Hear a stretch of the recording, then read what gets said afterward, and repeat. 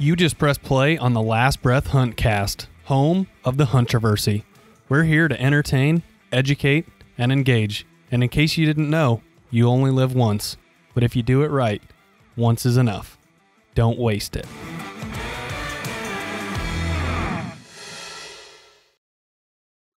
All right, episode 64 coming at you hot. I just want to say that, yeah, buddy, this episode is going to be fire. I've been wanting to do this one for a long time. I can't wait. It's a HUNTROVERSY. It's the middle of season. We're going to piss some people off. We're going to raise some blood pressure. I don't care. I cannot wait to talk about this. You've been wanting to talk about this for a while now. Long time. I don't think it's going to piss anybody off because I think we're going to have clearly defined reasons for what we're about to say. Right. Yeah. So that's I think it's fair. We're not going to come on here and rant. We're rarely ever going to try to rant or do any bullshit like that without backing up what we're saying with our opinion and with facts, which we have plenty of facts in front of us. So you want to introduce it and tell them what we are going to be talking about today? Absolutely. Before that, we got to pay the bills.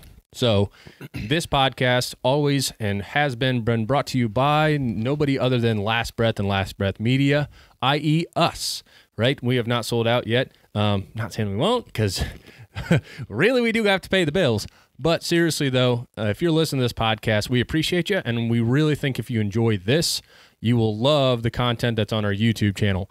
Really working to grow that. We've had phenomenal growth, tons of great comments. There's always one dickbag in the bunch that throws something out there like, those bucks have never been hunted, or, private land, lame. Like, okay, you're right. These deer literally just jump in front of the arrows. Mm-hmm. I mean, and we're on team spoon-fed bucks, bro. Yes, so. Spoon-fed bucks. Right. Anyway, moving on. Not only do we have an amazing YouTube page with tons of content, lots of quality content, lots of big animals getting killed, but we also have something really cool too. Of course, we have our Instagram and Facebook and Twitter, but the inner circle, that's been growing amazingly. There's tons of great interaction. It really just seems to be filled up of great hunters and huntresses that are like-minded people. It's a community. It's a community, man. And when you're in there, there's a ton of perks and benefits. We show you guys VIP access. If we ever kill anything, if we have any little behind-the-scenes tips and tricks, you see rough edited version of who we are. You see the real version of who we are. Not that our episodes are something different. It's the backyard versus the front yard, and we think you'll enjoy it. I do also want to shout out some really great friends, not just in the industry, but friends ourselves, is Cody and Homie at the Whitetail Legacy Podcast. We've got an amazing and really cool thing that we're doing with them, and that's going to be their public land grinder, 15 days. They're doing a podcast every single day. We're doing quarterly video updates with them. That'll be coming to you really soon, but we still have some amazing episodes that are still going to drop on our YouTube page from last year. Anyway, bills paid. We're done with that. Like I said, episode 64, HUNTROVERSY, we are talking about crossbows and cellular cameras. And those are two white-hot topics right now, especially in the Midwest with the crossbows.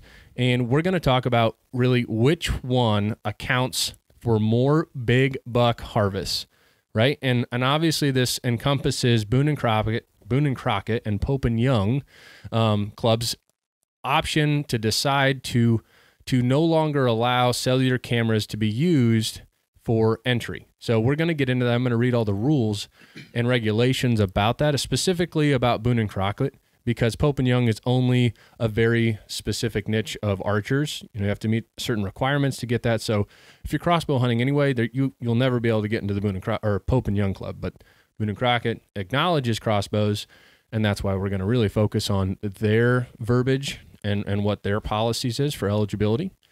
And but you dug up some amazing data from Illinois. So this is Illinois last year's season, correct? Yep. And you called me and you're like, dude, this is going to be awesome. I'm going to wait. No, I'm not. I'm just going to tell you. And you rattled them off. And I was like, holy crap. That's pretty impressive. So lay it on them. Yeah, and before we get into this too deep, I want to kind of peel back the question. So this HUNTROVERSY is not so much as a result of us saying, crossbow hunting should be illegal, etc. That's not it at all. What we're saying is, in the wake of Boone and Crockett and Pope and Young announcing that they're no longer going to allow cell camera entries, then our argument would be that we think crossbows provide more opportunities for entry than of animals of that caliber, especially for Boone and Crockett, than a cell camera would. So we're going to go ahead and kind of battle those two back and forth and give some facts. So we're going to go ahead. And just side note, I'm going to talk about the morality of it too. Like I don't know, maybe morality is the incorrect term, but like we'll get into this, but does the use of a crossbow make it easier for harvest versus a cell camera? That's the real big question that I'm going to ask each of us. So hit him with that statistics. This is incredible. Yeah, so last year in Illinois, we're looking at the 19 deer harvest. There was 153 deer taken, 153,000 deer taken. 75,000 of those deer came with a firearm, which is 49%, almost half. 44% of them were tagged with a quote-unquote archery tag. Muzzleloader accounted for 2% of harvest, youth hunters accounted for 3% of the harvest, and our late antlerless only CWD, like our late antlerless only season in Illinois, amounted to 2% of the harvest. So we're going to go down here to archery, and this is pretty interesting. So from 2015 to 2019, the harvest numbers have kind of took a dip, but then they're on the up and up for archery tag. And again, archery in air quotes, because there's a lot of things now that you can tag with an archery tag on in Illinois. So in 15, there was 66,000 deer shot. In 16, 67,000 deer shot. In 2018, 67 again. 71,000 in 18, and in 19 last year, 77,000 deer. So there's been about a 20,000 deer increase from 15 to 2019 in Illinois with a quote-unquote archery tag, but this is the most interesting data right here. So over the last 10 years in Illinois, here are the archery deer harvest by bow type. So it's really easy to tell you guys the trend data for traditional archers over the last 10 years. If you go to 1% and go plus or minus 0.2 tenths of a percent on 1%, that is where the traditional archery harvests have floated. Meaning, if you go in between 0.8% and 1.2% every single year for the last 10 years, that's the number of traditional archery harvests tagged in Illinois. Which is crazy. Like, we're talking Andrew Jordan with his recurve or a longbow. That's what traditional archery is considered. If it has a pulley or a cable, automatically moved into compound. Yep. So if it's from 2010 to 2019, here are the traditional harvests by percentage: 1.3, 1.3, 1.2, 1.2, 1.2, 1.1, 1, 1.1, 1.1, 1.1. So it has stayed very, very consistent over the last few years. However, archery tags filled with compound bows have seen a steady decline. And here is the interesting fact and kind of the root of the first data point of our huntroversy here. In 2010, 91% of the deer in Illinois were killed with a compound bow. And with archery tags. And 7% were killed with a crossbow. In 11, 90% and 8% were taken with a crossbow. 88% in 2012 were taken with a compound, and 10 with a crossbow. So you can see that crossbows starting to So just start rattling them off. Okay, in 13... 11% of those leftover percentages were taken with a crossbow. 12% in 14, 14% in 15, 15% in 16. Now, the big distinction here is between the 16 and 17 deer season was when crossbows became legalized 2017. For everyone in Illinois, regardless if they were elderly or not. Disabled or elderly. Yep, there used to be a law in Illinois that said you couldn't use one if you were disabled or elderly. But then only if you were. Yeah, but then it got passed into law that you could in 2017, and then the percentage went from 15 to 30, doubled. Then from 17 to 18, it went from 30 to 41. And then last year, it was 45%. Nearly half of the bucks, quote unquote, tagged with an archery tag. Not bucks, just tags punched with archery equipment in Illinois were killed with a crossbow. Right. Crazy. So it is very, very... Like, if we're just looking at this like the stock market would or like a bell curve, it's pretty easy to predict that in the 2020 deer season, if we went from 15% to 30 to 40 to 45, that maybe this year over half the bucks tagged, not bucks, deer tagged with archery equipment will be tagged with a crossbow. And here's the other interesting thing. Illinois. If you look at harvest numbers, our total harvests continue to fall. So it's not like we're gaining new hunters with crossbows. Like, we're not gaining new crossbow hunters. what we're having is a switch from we're either having a mass exodus away from compound bow hunting. Correct. And that's proof in the numbers there. It's not that we have gun hunters now that are increasing the number of archery harvests. It's the fact that we have more archers that are switching over to a crossbow. Yep. The harvest numbers in Illinois for the last, so in 2010, 2011, and 2012, over 190,000 deer were killed in Illinois. But from 13 to 19, the biggest number in that time span was 156. Right. So it was still 30,000 deer less in all of those years combined. So we're seeing a shift for people being more selective, less people buying tags, baby boomer generation kind of getting out of hunting and dying. I phrased it the nicest way I could. And that's happening. So like you said, it's not necessarily that it's not a new influx of hunters. That's what we wanted this data to show. People jumping ship off of compound bows. So to me, we didn't make this up, and this is not opinionated. This is on the Illinois knowledge. DNR website. Maybe I'll post this in the link here so you can check it out. But and so I don't want us to come across as bashing crossbow hunters by no mean way, shape, or form, but the interesting thing and where this really kind of centers around is like I said, Boone and Crockett somehow deemed the use of cellular cameras to be unethical. And I shouldn't say unethical because that's not what they say, just not within their guidelines. However, they're allowing what me and you and most of our peers believe that a compound is a far superior, or a crossbow is a far superior weapon to a compound. It shoots further, it shoots faster, shoots harder, and it's easier to fire. I mean, accurately. Yeah, the big emphasis on the last part is that, case in point, lots of people that take their kid, they have a youth hunter, somebody under the age of 16. No, I'm not even talking about that because beforehand, I'm just saying it's easier. Youth and elderly, a youth can master it in an afternoon at the range. But and it was allowed.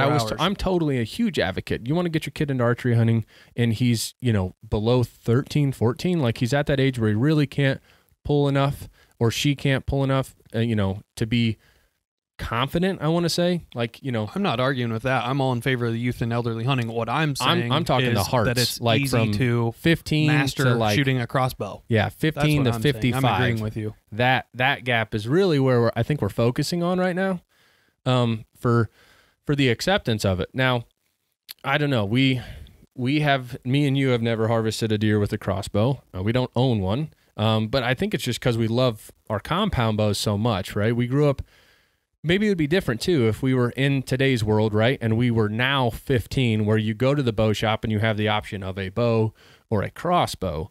And there's price points for every single category. So you would be, if you could spend $500 on a compound, you can buy a crossbow for that, or $1,000, vice versa, more, etc. So it's not like crossbows now are priced out of a beginner's price range either. You have different spectrums across both boards. You can buy one used too. Right. So maybe it'd be different if we were, instead of when we started bow hunting, we had to use compound. There wasn't the ability. We didn't fall within the eligibility of being too young or too old or disabled. Mm-hmm. To bow hunt, we had to abide by the compound requirements.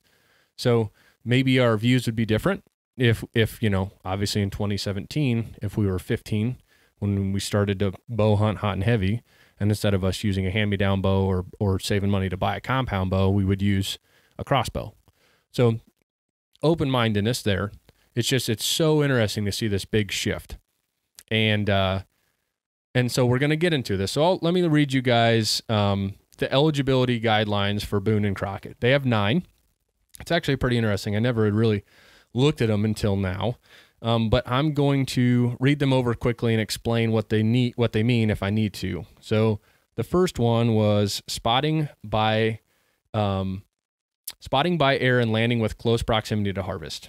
So exactly as it sounds, if you're flying overhead, you have to wait 24 hours. They instituted a 24-hour fly rule, which made it illegal to fly and hunt within the same 24-hour period.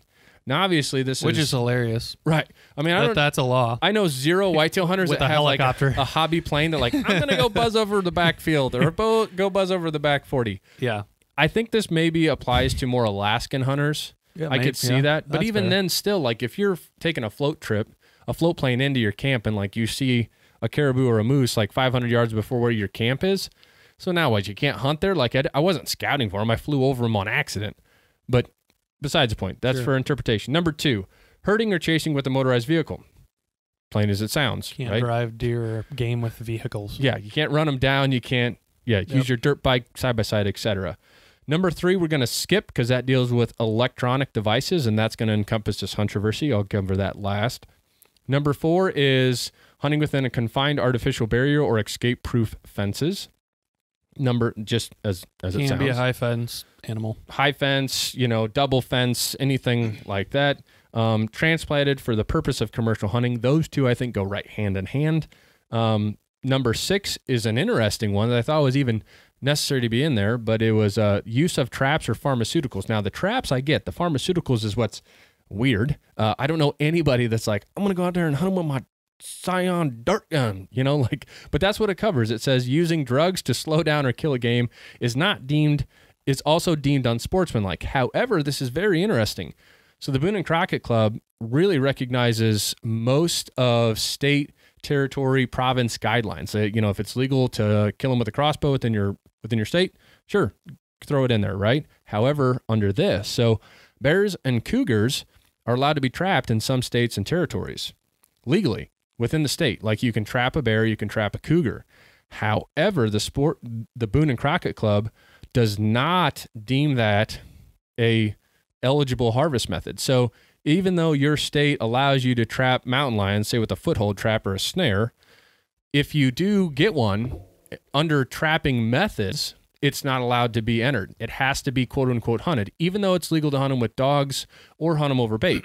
Which is weird given a point that you're about to bring up about the yard sale and transferal of the horns. Right. There's a huge loophole coming. So number 7 is it's ineligible if you harvest the animal while it's swimming, helpless in deep snow, or helpless in any other natural or artificial medium. An asterisk there because I would love to know, talking to a Boone and Crockett official, if 2 deer are locked up, if that's an eligible entry, right? Yeah, that's a huge gray area. There's tons of videos floating around where you've got the hunter that finds 2 deer locked up, and they either free them or they're like, this is like winning the lottery. My one big deer's dead, and this one can't go anywhere. Like, don't blame you. Yeah. I probably would do the same thing, man. And then number 8 is taking on another hunter's license. So party hunting, if you shoot deer X, but you tag it with hunter's Y tag, well, the hunter's tag technically, it's not allowed. And then number 9 is not harvested and within full compliance of the state, province, or territory, etc. Which again is very generic way of encompassing each state's law. But then again, going back to the trapping one, it's like, well, okay, no. Anyway, so back to 3. The big one that we're covering is use of electronic communication or other devices. So for starters, that's like two-way radios, cell phones, etc. And it's those specifically devices used to guide a hunter to game. There's the use of artificial lighting, electronic lighting intensifying, i.e. night vision or thermals. This was something interesting. Sites built with built-in electric rangefinders. So like a Garmin? So like a Garmin Zero? Like a Garmin Zero, like a Burris Eliminator scope. Huh. Yeah. Interesting fact. Use of thermal imaging. And then lastly, they added to this clause electric game cameras that track or monitor motion and transmit images and other information to the hunter.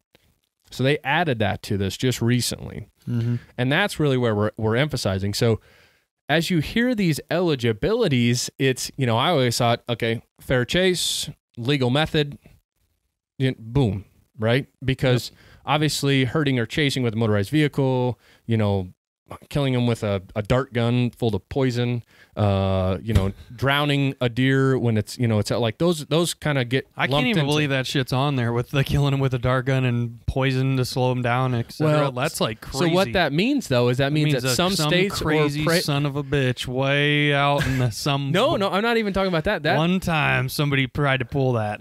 I could see where that would become really valid if you were hunting a super big game, right? Yeah. Hippo, rhino, elephant, like I guess you may shoot him, But I bet man, all of our listeners are not in the tax bracket of being going on hunts. I have no desire to do that stuff. Hell no, I don't. Good for you if you want to do it, but no desire. Anyway, well, the thing is like I feel like those eligibility rules could really just get lumped into, number 9, where it says you have to take them under state, province, territory compliance. What that means is that some territories or states or countries out there say, sure, you want to shoot them with a poison dart?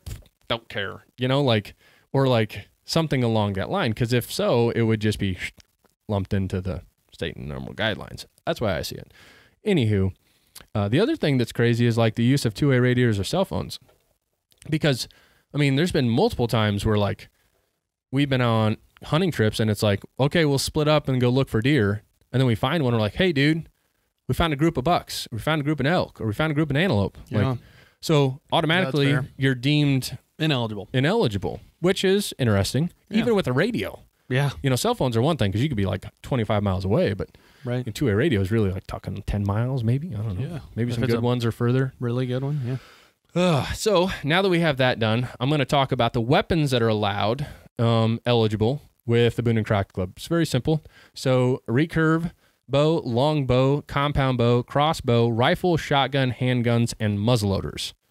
So pretty much all. Let me ask you a question. Is spear on there? Like Nope. Tim Welt, like spears, knives are not on there. What we damn? Yep, blowguns either. Tim, sorry. And I feel like you would run into complications with that as well, because almost every place I've ever been have like some type of requirements for archery and firearm. Like firearm hunting in Illinois, even though it's shotguns, you can't use a 410. And, you have to use a minimum size handgun for handguns here. And you have to have so many pounds of draw weight here. Like over in Idaho where we were hunting for elk, like you're required to use a fixed blade broadhead, period, end, entire state, So this is the other interesting thing off of the Boone and Crockett's website is the method of harvest. Boone and Crockett Club emphasizes the trophy instead of the hunter or owner and accepts hunter-taken trophies harvested with any equipment legal in the state or province where the animal is taken. I want to note again that the Pope and Young Club only accepts trophies taken with a bow, not crossbow, bow. The club, Boone and Crockett Club, also accepts trophies that are picked up. That means winter kills, road kills, and trophies of unknown origin. Garage sales. It literally lists addicts. So that's a slippery taxidermists. slope there. Trophies accepted with unknown locations of harvest are eligible only if they are there for a category without a boundary. So, now we got that out of the way. That's a huge loophole then. If you've got a trapper in Washington State that traps a huge cougar, huge bear, whatever, and then all of a sudden goes and takes it to the taxidermist or sells the skull or something, and then somebody else can buy that skull at a yard sale and transfer it to their state and enter it into Boone and Crockett. Like, it seems kind of loopholey to me. So, but anyway, back to talking about this controversy in itself. This is it seems to be such a debatable topic, and right now, dude, there's a reason why Moultrie sold out of their freaking cell cams. The Reveal Tacticam sold out. Like Spy Point sold out. So many people are buying these. And the question really is, do you care? Is there a reason? And also, how do you track that? How do you honestly track Police it? Yeah, whether it was not. Is it, if you have one image of this animal, deer, elk, turkey, whatever, on your cell camera, does that automatically deem it unacceptable? How far is it? If you got a picture of him a month before you harvested him, is that allowable? I don't know. I'm just going to come out. I'm going to say it. If you have cell cameras, just because you get a picture of that deer does not mean you're guaranteed to kill it. That's where this really eats at my soul, because if you have a cell camera, you still have to analyze the data. First, you have to put it in a spot that's going to do something for you as a hunter. Like, you can't just go, I'm going to go put this on a fence post in the middle of my property, and now all of a sudden I've got the golden ticket to kill the biggest deer on my farm. That's not how it works. No. You have to do the preseason scouting. You have to understand where to put it. You have to understand what the animal is doing in it, crunch it, look at everything, and put yourself into position to kill one, right? So Boone and Crockett allows for the use of bait, hunting with bait, which I think would be a completely different category versus us here, where we're hunting in no bait states. You know, the only time where I could see this to be technically a problem would be if you have a bait state, which good for you. If we could bait, you bet your ass I'd bait. We'd have the sweetest bait pile. Yep, every advantage we could this get. side of the Mississippi. Yep. You bet your ass. We would have our own home-brewed 8-corn peanut butter concoction that would draw whitetails in from 10 miles. Yep. But, so you have a feeder. And, you know, what's the difference between a feeder going off that you set to go off 30 minutes before sunset, i.e. classical conditioning, Pavlov's dogs, right? The deer in this herd know half an hour before sunset, hear that little ping, ping, ping sound, and that's the sound dinner's of the feeder ready, rolling. right? Yep. Okay, so we have that as already one thing because you can't. I mean, it's proof you can classically condition animals to this. Yep. Okay, but now you have a feeder and you have a camera over it, and your state allows for baiting and allows for rifle hunting, and you have the topography that allows you to get within, 200 yards of your bait site, clear line of sight, if not more. That I can understand because now you get the notification, you take your side-by-side to within a reasonable yardage that's far enough that they can't see or hear you coming and close enough for you to make an ethical shot. I could understand that, right? But again, in most states I shouldn't say most, a lot of states don't allow you to bait right now, okay? We're 15 minutes from one of our hunting spots. If we get a notification that a deer is on a scrape, the chance that we could get in your truck, go there and make it there and before he even leaves, let alone sneak up within, we'll say 50 yards of a deer is so low. Impossible. It's impossible. It's not going to happen. Like tell me a deer that sits there and works a scrape for 30 minutes and is oblivious to all the surroundings. It doesn't happen, man. So that's where it's mind blowing to me because I think as an outdoorsman, the use of cellular cameras only allows you to get data instantaneously, but more importantly, allows you not to pressure areas. We don't use our trail cameras that are wireless or cellular to be like, oh, we got to go. Now let's go immediately. No, it's like, okay, we put it in this spot, we let it soak, and we don't have to go in there until it's ready to hunt. Put in sensitive areas, But now the inverse of this is like a crossbow. I know a lot of guys that have killed deer over 50 yards with crossbows. A lot of guys. Like, it takes a very, very dedicated archer, and it takes a very specific situation to make that shot, at least for me, right? Mm-hmm. Shoot our bows almost every day. I shot mine today, had that 3D decoy at that pig at 63 yards, and I drilled him, right? But shooting foam is a lot different than fur, especially because I can't set my bow on a rest. I don't have a trigger that's set to 2 pounds. I don't have a variable zoom optic on top of it. Like it's very different. There's way more human, influence with a bow, compound or traditional. So that to me is where this whole hypocrisy kind of comes in. And really, like I said, I don't know if it's a moral dilemma, if it's a sportsman, like where is it? Like if you're willing and able to draw a bow back, like up to 50 pounds, Ted Nugent kills more shit with his 50-pound Matthews bow than I'll ever kill, right? Mm-hmm. He's a testament to the fact that you can get it done. I don't know. But then again, let me ask you this. So one of our number one deer, Richard, like sitting at 60 yards, we're sitting in there and we can each bring a weapon, got a crossbow and a bow.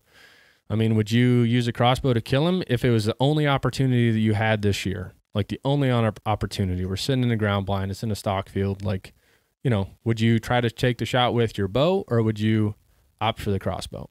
That's a hard question. It honestly just it depends on what time of year it is, I suppose, for my answer to that, just because I'm kind of like you. Like we talk about and use the phrase like bow shape.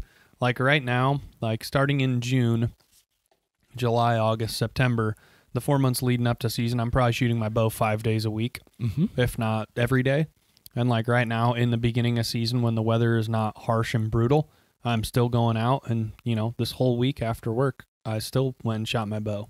And I'll probably shoot it right after we get done podcasting, just like you shot yours this morning. So at this point, like I know that I can create like a 3 or 4 inch group at 60 yards with my bow if the conditions are right and I'm comfortable. So I would think about taking that shot if I felt that the animal was, if Richard, in this case is the buck we're talking about, was not on alert. meaning I didn't think he was like spooky, skittish, anything like that. I'd strongly think about that. I would rather kill him with my compound bow, that's for sure. But if it was later in the year, like we're talking January, and all of a sudden it's been a month and a half where it's been either raining or freezing cold or snowing, and you couple the fact of the matter that most working men and women take their time off during the rut, and at least for me, I mean, my job lets me out pretty early. Like, I don't have to stay most days till even 4 o'clock if I don't want to, but even still, by the time that I leave work at 3:30 and get home to go out and shoot my bow, it's very close to dark just because of the nature of when the sun sets late season. So I would rather kill one with my compound bow, but I don't know. I don't think I would shoot one with a crossbow. I don't know. I don't know. If that was the only opportunity, though, that's harder. But the question therein lies, like, I don't know, because I think a lot of crossbow hunters would argue, well, if you're so steadfast to your bow, then why do you gun hunt, right? We openly will tell you, I love gun season because I'm no longer confined to 50, 60 yards. Mm-hmm. Now my kill radius opens up to 200. And it's not even 50, 60 yards. Like this morning, a perfect example, we went hunting and there was a deer at 42 yards, but she was quartered to us the whole time, like frontal. If she would have been broadside, then I probably would have shot her. Right. You know, but it's just there's so many more variables that you have to take into consideration when you're shooting when you're using a compound bow. I feel like the biggest thing comparatively to a gun or a crossbow. The biggest thing for me with a crossbow is the ability to steady it and the magnification factor. Like, I think it would be a kind of a equalizer, because you can kill stuff with a compound bow out to 100 yards. I mean, people have done it. Tons of people have done proof of that, yeah. But like, there is no way to, like, you can't rest your cam on the windowsill. No. And I can't put a 9-power sight on my bow. You know what I mean? Mm-hmm. Because even though I am shooting a 1,000th pin at 60 yards, that's covering up 3/4 of the kill zone. Yeah. You know what I mean? So I think I don't know. That to me is the big difference, because a compound bow, whether or not, you know, you hold it and shoulder it like a gun or whatever, but it's the ability, like most people that we know that hunt with them have a shooting stick or a Codwell, you know, sled or bog pod death grip or something, the same aids that we use when we gun hunt, right? And that I think is what really makes it more lethal out further. If you required hunters to use a red dot and no rest, well, you're pretty much, I think we're in the same park. It's a little bit different still, but it equals a playing field a little bit. Yeah, but getting down to the question, I think there's no question that a crossbow, a crossbow would put more entries in the Boone and Crockett book than a cell cam. So I don't understand why there are discrepancies against the cell cam, because the cell cam can show you where to be, when to be there, roughly. Right. You have to crunch the data and you have to figure it out, and you have to hang the stand based on where he's coming to from, based on the wind, his demeanor, the time of the year, etc. And but at the end of the day, there's a reason why Matt's got 16 Pope and Young bucks under his belt and like 3 or 4 booners. And the reason being is that Matt typically doesn't choke. Matt makes the shot. Mm-hmm. I mean, a cell cam can't make a shot for you. And it can't put you in the right position. And it can't put you in the right position necessarily. It can give you a great idea instantaneously of maybe. So can other trail cameras. Yeah. Matt, how many deer have we killed, Matt killed, all of our friends killed before the cell cam revolution came out? Tens. You know what I mean? Like we haven't seen. And cell cams have been out for 5 years. And that was another question I posed to the Inner Circle the other day. I'm like, why all of a sudden is Boone and Crockett and Pope and Young hopping off this? Because Moultrie introduced their mobile modem in the season of 16. And even then, before then, there was... this would be the 5th season. There was other cameras that were already out there. See, remember the first original ones? I think Covert might have had... Covert or Reconyx. Yeah, you had to get it with your phone. You had to pay your phone provider. Yep. Before they streamlined everything and where you just made it easy. I mean, they were expensive. It was a pain in the ass. They didn't really work really well, but people still used them. Yep. It's the race to the bottom now, though, especially with certain like Moultrie's doing it. Most cell cam providers are now have that low budget level camera because everyone thinks they need a cell cam to kill a big deer, or are taking advantage of that technology. Why not? I don't blame them. Right. we're going to probably add 1 or 2 to our arsenal next year just because of that instantaneous factor of data and being able to put it in a non-pressured spot, but it's not pulling the trigger for us at the end of the day, which is what my biggest problem with the whole cell cam debacle is because you can take a guy, you know, like exactly the reason that Marshall got killed last year. So for those of you guys that watch and keep up with our show religiously, long story short was this. We had a camera. We had a buck that we were hunting. He was beautiful, absolutely amazing deer. We were really honing in on him, and he was on the neighboring property 100%. Everybody's got neighbors, but the guy was the first time hunting. He borrowed a crossbow, and he killed him at like 50 plus yards, you know. Emphasis on borrowed and killed. Well, yeah, at 50 plus yards. So if you take a compound bow and you put it in a guy's hands, very unlikely that would be able to happen, right? Very unlikely. Like even us, like if you borrowed my bow or if I borrowed your bow, I don't know if I'd be comfortable shooting past like 20 yards, even though we're the same draw length and a lot of factors that determine that, right? But like you borrowing Matt's bow is way different. You know, it's just a concept of like people that have gone maybe trap shooting or that you go shoot for fun and you guys, here, borrow my shotgun, here, borrow my gun. You know, it's a way that it's easier to kind of swap around. So that was one that stung a little bit, but dude, good on him, man. Biggest deer he's ever shot. It's gorgeous. It's like 160 some inch, pretty much 8-pointer. Huge buck. But it's just very interesting. So my other question for this is the Boone and Crockett Club going to dissolve? Like with all these stipulations that we just read, some that we even didn't even realize until I said that, especially about the electronic range finding devices. I mean, I think a lot of people that I know that have a Garmin sight or that have a Burris sight or have a Burris scope love it, right? I mean, it's right there, but that automatically deems it, uneligible. I think every hunter I know personally, not every hunter I know, but that I talk to, that's in the circle of like text how's the deer moving, this, that, and the other, has cell cameras. It's about a dozen people has a cell camera, so all those people, you can't enter it now, man, unless you surprisingly shoot a deer that you didn't have on cell cam, right? And that can happen. Magic of the rut. And like, what's the legislation on that?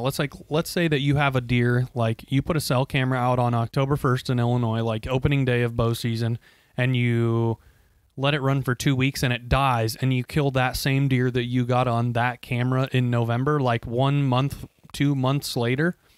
Is that still deemed a credible entry?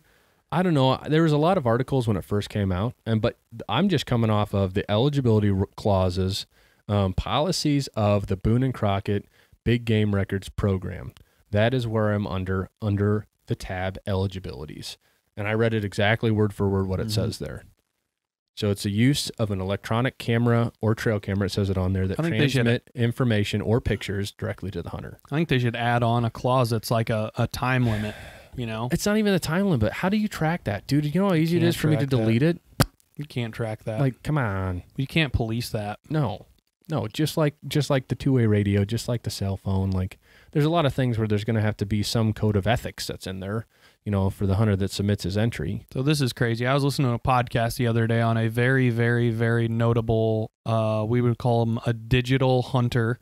Doesn't have a show on the Outdoor Channel, Pursuit, anything like that, but is all over YouTube. One of the biggest big name hunters on YouTube. And that guy has 50 cell cams running just right now. Bought 50. He added to it. He added 50 to it. Yeah.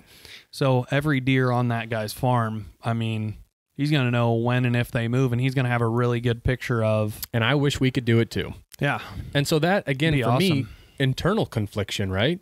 Like, and it's my personal opinion. I don't think the use of cell cameras makes it as easy to kill a deer as a crossbow. That's my personal opinion. I will wear that. But at the end of the day, right? I mean, we're out there to kill the biggest deer we can. Yeah. So, like, who am I to say that it's, I don't want to say wrong. I don't want to say easier. I will say easier. But, like, for the guy that uses a crossbow, I don't know. I mean, because I'm going to use cell cameras. It's a personal opinion. That's why it's a controversy. There's no right or wrong answer here. I think the data will show, though, that there's a reason why people are hammering on crossbows right now in Illinois. There's a reason why last year the number was 45-55 roughly, And there's a reason why crossbow hunters or compound guys aren't jumping to traditional.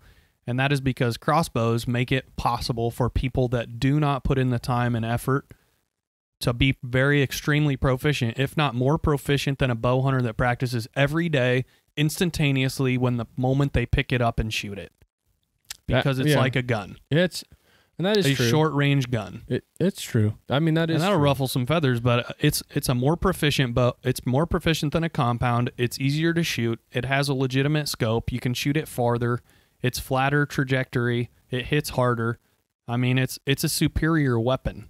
And I guess my biggest problem with crossbows is if they're going to let that happen, whatever, that's cool. I don't care. Congratulations on killing a big buck if you get him with a crossbow.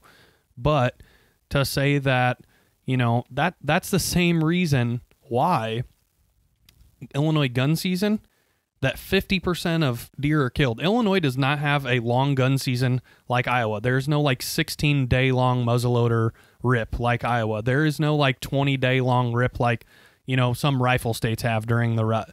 We got a 3-day weekend with a shotgun that your range is, I don't know, most 200 if you're 200 if you're an excellent shot with a good gun. Mm-hmm. You know, it's 3 days, then 4 days. Then if you have a muzzleloader, an extra 3 days, and that's it. 4, 3, 3. Right, 3. Yep. Yeah. So total of 10 days. I don't know. So should we regulate the amount of time people can be out in the woods with a crossbow then? I don't know. The last thing I want to be is a freaking hypocrite, because I'll tell you right now, like if Illinois acknowledged the same law that Iowa did, where they went to a straight cased rifle, yeah, man, I would be either shooting a 450 Bushmaster or probably a 350 Legend. I'd get a bolt action chassis gun with a great scope that I can dope it with minute of angle adjustment and possibly extend our range another 50 or 100 yards efficiently, right? I don't know. It's one of those no right, no wrong answers, dude. No right or wrong answer. So should we sell our compound bows and buy a crossbow? I don't know. No. Here's the thing, and I think it has lots of way with how we set up our hunting spots, i.e. our tree stands. But I'm trying to think back, and other than like a late season setup in one of our ground blinds, I don't think pre-December a crossbow really would have aided in the harvest of some of our deer, because almost actually all of the bucks that we've shot have been under 40 yards with our bows, you know? Yeah. So I don't really know that a crossbow would make it easier. I think if we decided to hunt with a crossbow, we wouldn't have to shoot very much. I know there'd be about 180-inch deer hanging on Jesse Hines' wall if he and I had a crossbow about 6 years ago. Jesse, you remember the split G310? Oh, yeah. Yeah. We'd have had a crossbow that day. Mm-hmm. But again, that wasn't because he didn't come close enough for Jesse to get a shot. It was because he stayed out of range. That's what I'm talking about. You know, and that was a late season situation as well. Mm-hmm. So, see, preferably, I would love to see, like, let the deer and the archers have the rut. A lot of states give them that. And I would like to see, like, how it used to be that crossbow was legal after first gun, or maybe legalize December 1. I would like to see that, but that's just my personal opinion. It's not right. It's not wrong. That's just what I think. Because at that point, then, you know, again, late season, you're out of bow shape. Shots do get further. The deer shaking up, you know. I wouldn't be opposed to co-owning a sub 1 or co-owning a, you know, one of the elite crossbows out there, because of the fact that it shoots further and I can put it on a rest, just like a gun, you know. Yeah.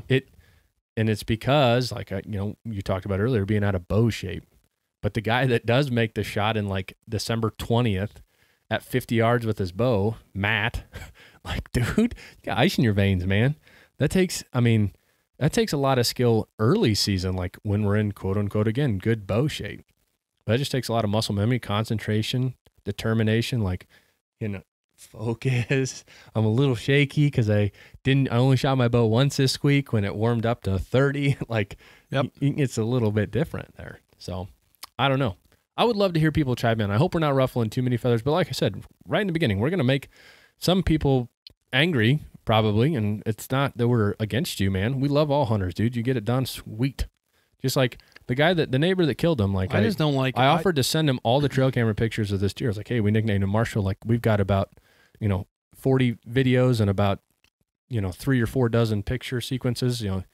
Love for you to have him if you want him. He never mentioned me back, but yeah, good. Yeah, I could give a shit less what people kill him with. I just don't like bullshit arguments, and this whole like cell cam argument. It just seems like a bunch of bullshit, because if you're going to withdraw cell cams from the book, then withdraw all the other things that are making a greater impact than cell cams is the basis of this whole discussion that we're even having. Correct. It is why should one piece of equipment be allowed and not the other? I don't have anything against cell cams, crossbow hunters, trad guys, public land guys. I don't give a shit. Yep. But we're just saying, why this particular piece of equipment?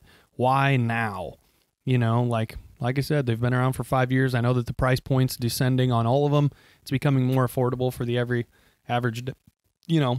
guy. But at the end of the day, I do think that crossbows enable people in the moment of truth to kill a big buck over a cell cam. But the caveat to this whole argument that we're having is that it's contingent on people wanting to enter it in the Boone and Crockett. That's what I'm telling you, man. Which really... I'll tell you this, I bet you there's a very small amount of crossbow hunters that don't have a cell camera. Like, I bet it's really small. Like, even the old guy that's our neighbor that hunts with a crossbow has a cell camera. That's what I asked earlier. Where does the Boone and Crockett think like it's going to continue to sustain? I mean, it's $40 to put your trophy in there. Like, that's a flat fee. There's not that many people. And now that if you have all these sanctions and restrictions for eligibility, there's going to be less and less people that do it. Like, I don't know, it'd be neat, but I have no, like, if we were ever blessed with to shoot a true booner, like a net scoring, which nets are for fish. That's dumb anyway. Like, I don't even know if we'd do it. Just to have your name in a book that, I don't know, it's got 200 pages or something. You got to like put a little sticky tab and like, hey, look, it's in there. That is my name. It's just, to me, it's not something it's not high on my list, man. More or less the pursuit. Hopefully we watched that animal for a couple years. Maybe we got lucky enough to find a shed or two. Yeah. And then like got it all figured out and it came together from October 1st to January 17th. Like, I don't care, so. But I will say, like we talked about this before, another podcast, there has to be some type of measuring unit. Like it's a requirement, because it's a means of like explaining how big it is. 'Cause I can tell you shot a big 10-pointer, or I can tell you I shot a 150 10-pointer, or I can use the adjective big for a 180-inch 10-pointer. There's a big difference there. Yep. So you have to have that nomenclature to be able to like describe the size of the animal. Yeah, if you go back and listen to that Huntroversy where we talk about Boone and Crockett, Pope and Young, and just scoring in general, I got fired up about that one, bud. Yeah, I just think it's all kind of bogus, but whatever. Anywho, so coming to a close, we'd love to see what you guys think. Like we've have interactions. What's the next thing to be illegal on Boone and Crockett, Pope and Young's list? Yeah, what's the next item? It's going to be some newer technology that comes out. I mean, I got one. What? That thermal imager. What about it? I think that like it's already Leupold. It's already illegal. Okay, well, I was listening to a podcast recently with somebody that had quote unquote over 50 Pope and Young record book bucks that goes out with like a Leupold like thermal imager. Like, you can buy one of these thermal imagers. I'm talking like a handheld one. It looks like a rangefinder at Field and Stream and Dick's Sporting Goods, wherever. And you can go out and use one of those to scan a field real quick and see if there's any heat signatures out there, and you'll know, like, to scout it, not to hunt it. To scout it. I'm just saying, like, that's a huge advantage if you had a timber that you could, walk by in the dead of night and just kind of see where the deer were that night, and you plan on, hunting that morning, catching them back to bed. I think that's an advantage, a big advantage. I don't know, man. Who knows what other technologies? What's the next thing that they're going to cut down and not allow in? Well, and at some point too, right? Like, there does have to be kind of a line in the sand. Dude, there's going to eventually be technology where we can literally have like the predator camo, like where we would get up in the sand, like touch a button and like, whew, we just, like, you can't see us, man. I wouldn't be surprised if there's not going to be a time one day where like you have your ozone user up top and you like touch it and there's like a little invisible bubble like just swallows around you. Who knows, dude? I mean, think of the advancements in technology. At some point in time, somebody's gonna be like, okay, man, like you have an unfair advantage. You got hover boots on, you're invisible, and I mean, there's a 100% money back guarantee that right now, currently, if I gave the time and the materials and they had the funds, I bet an MIT team of engineers could drill up what I'm about to talk about. If you could fasten a cellular camera that was a live streaming cellular camera, which that technology exists because I know where you're going. Everywhere else, it's already there. It's super effed up. But if you could fasten a weapon to that, just had like it's already there. Yeah, it's already there. Yeah, people could do digital that. Image, like people like the War Machine of America has them, dude. Yeah. How do you think they control drones? Like they have a joystick with a sight, and they just. And drop huge bullets and bombs and crap on people. It's already there. It just hasn't transferred into the hunting community. Yeah. I tell you what, you would have a lot less trespassers on your ground. Yeah. It's like, warning, no trespassing. We have firearm-mounted cellular cameras. Yep. You will be shot unseen. You would really tiptoe around then. Exactly. So anyway, again, we hope you guys like this Huntroversy. This has been an awesome one. It's something I've been wanting to get off my chest a lot. Again, no hard feelings towards any of the crossbow hunters that are out there. Because at the end of the day, really the root of the question is, how far are you willing to go to harvest that big buck, right? I mean, that's it. Period. The end. It's legal. It's legal in Illinois. You have every right to do it. Mm-hmm. Just as much as me and you do, and just as much as the boys down in Texas have the bait, you know, and vice versa. And the guys out west can use a rifle. You know, it is what it is. But no, in closing, we're going to hunt tonight. Cold front's moving in. We're only a couple happy days from November. Just so you guys know, our rutcation, we are taking the 3rd through the 11th off. That works out perfect for us because we get to hunt the weekend, come to work, take care of some things, button them up, take care of the 300 emails that you get. Go hunt for a very long time, come back to work, finish out a work week. Don't get absolutely buried that following Monday, but then hunt again. So that type of rutcation really works well for me and you and our jobs and our professions because you got a little bit of work, a little bit of hunting, a little bit of work, a lot of hunting, a little bit of work, a little bit of hunting. Right. Mm-hmm. Anyway, thanks for listening. We'll catch you on the next one. And again, if there's anything else out there, Huntroversies, we need ideas. We don't need ideas. We want ideas. We would love to have some listeners chime in, send us what you got. On that note, don't waste it. Any closing comments? Episode 1 of the Public Land Team drops on Saturday. So October 31st, Saturday in the morning on our YouTube channel. Episode 1 will be firing on all cylinders, and that will be Cody and Homie displaying their plan on killing one of their giants that they have walking around on public land. Fingers crossed they kill Magnum. Go get them, boys. That's pretty much it. See you next time. Don't waste it.